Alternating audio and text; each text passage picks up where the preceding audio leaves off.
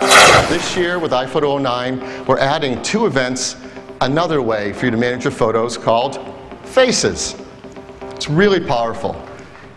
So many of the photos we take are of people we care about, our family, our friends, coworkers. Wouldn't it be great if iPhoto allowed you to organize your photos down around all your favorite people? So it's really easy to get and find whatever you want. Well, that's what's in iPhoto 09. We've added a new feature in your library called Faces. And it's really beautiful. When you click on Faces, you get this great new user interface. It's a corkboard with snapshots of all your favorite people. If you want to find their photos, you just go into their snapshot and there they are. It's really cool. How does it work? Well, Faces uses a technology called face detection. Yes. So when you go into an event, for example, this is a camping event, and I click on a picture, there's a new button on the bottom that says, name this person. Because iPhoto wants you to tell it who these people are. And face detection finds the face in the photo so that you can then click on it and type in the name. We'll say this is Liz. And that's it. That's all you have to do to tell iPhoto whose face you want to track in the Faces feature. So when you go back to Faces now Liz has a snapshot in your Faces area of iPhoto. iPhoto has another technology called face recognition to not only find the faces in your photo, but find the same person across multiple photos. So how does that work? Well, you go into Liz's snapshot, and what you see up above is the picture where you confirmed, yes, that's Liz in that picture. Down below, iPhoto has looked through your photo library and found some other photos that it thinks might be Liz and is asking you just to confirm that so it knows how to find Liz across all your different photos. That's face recognition.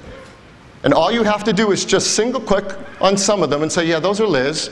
Or if you want, double click on a photo that isn't Liz to say that's not. And that extra help really helps iPhoto out a lot to do a great job finding all your photos of the person you're tracking. Now, there's no perfect face detection and face recognition in anyone's software, but this is the best technology we've found. We think it works really well, and it's incredibly easy to use. So that's Faces. I think you're going to love using it in iPhoto.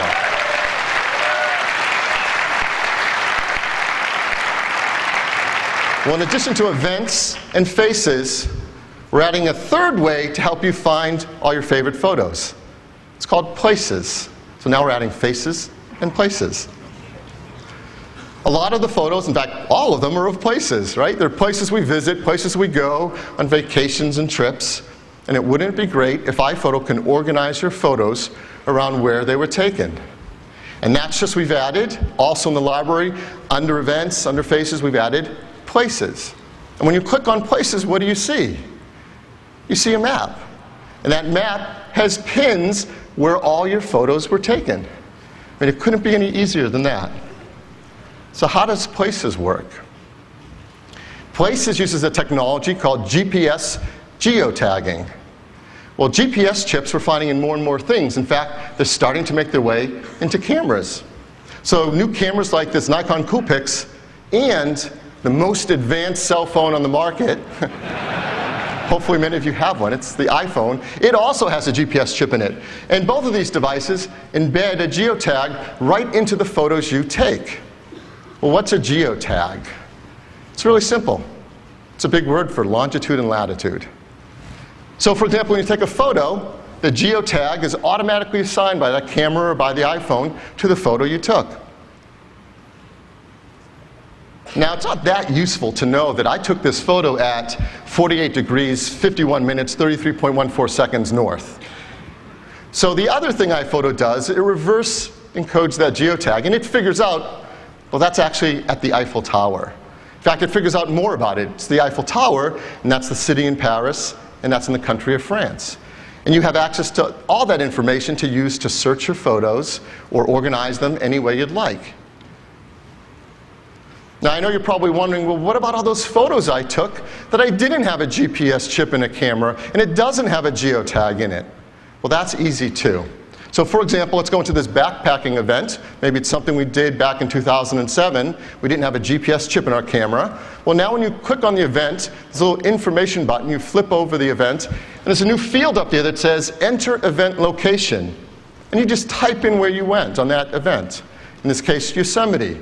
Well, iPhoto has a database of thousands of locations. It recognizes what you're typing in and figures out that's Yosemite, a great national park in California. It puts a pin on the map right where that is, and it assigns a geotag to all the photos in that event. That simply. So it's really easy for you to add a location to your entire database of photos if you want them all to be placed on the map for you. So where do these maps come from? We actually are getting the maps from the Google Maps service. And so if you've ever used Google Maps on the web, you know exactly how to use this map. You double click on it to zoom in. You can go right down to street level and see to the individual street where you were taking those photos. And at any time on the map, when you see a pin, you can just click on it and it'll take you to where you've seen your photos. Oh, in addition to street maps, we also have satellite imagery as well. So you can see satellite images. Again, click on a pin and you go right to the photos taken at that location. And because this is places, it has all the photos you've taken, even if they're across different events, because it's about a place now. So that's Places. So Places joins Faces. It's a brand new feature in iPhoto.